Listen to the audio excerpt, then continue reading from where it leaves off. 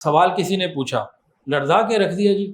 کراچی سے ایک خاتون نے بھیجا، اس میں یہ لکھا ہوا تھا کہ جس طرح کوئی شخص، ایک بزرگ کا قول، کہ جس طرح کوئی شخص دنیا کی نعمتوں پہ جب غرور کرتا ہے، تکبر کرتا ہے، تو نعمتیں چھین لی جاتی ہیں، نقصان آتا ہے۔ اسی طرح اگر کوئی کسی شیخ سے رابطے اور تعلق میں ہے اور اس کے اوپر وہ تکبر اور فخر کرتا ہے اور شیخی بگاڑتا ہے، تو جس طرح دنیا کی نعمتیں چلی جاتی ہیں، یہاں بھی نعمتیں واپس لے لی جاتی ہیں۔ جی انہوں نے قول بھیجا کہ جی اس کی تشریح کر دیں، تو میں نے کہا جی تو آپ نے خطرے والی بات بتائی ہے، اس کے اوپر تو تحقیق کر کے پورا سوچ سمجھ کے بات کرنی ہوگی۔ اب یہ کیا ہے؟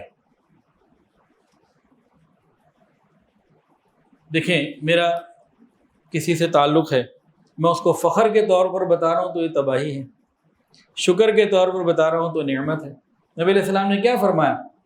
انا سید ولد آدم ولا فخر، اس طرح کے الفاظ نا، کہ میں اولاد آدم کا سردار ہوں لیکن فخر نہیں کرتا، او کما قال علیہ الصلوۃ والسلام، کہ میں اولاد آدم کا سردار ہوں لیکن فخر نہیں کرتا۔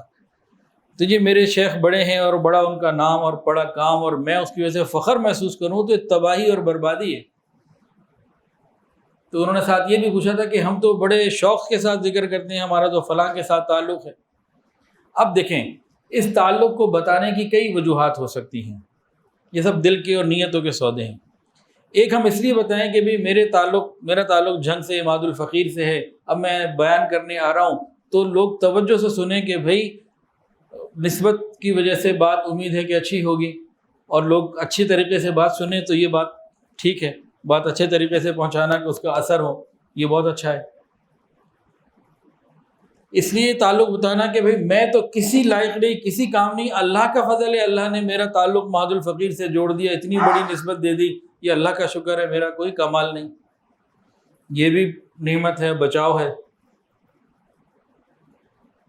اور اگر یہ ہو کہ جی میرا تعلق تو فلاں سے ہے اور ڈائریکٹ میرا رابطہ ہے اور اس میں فخر آ گیا، تو سب تباہی ہے۔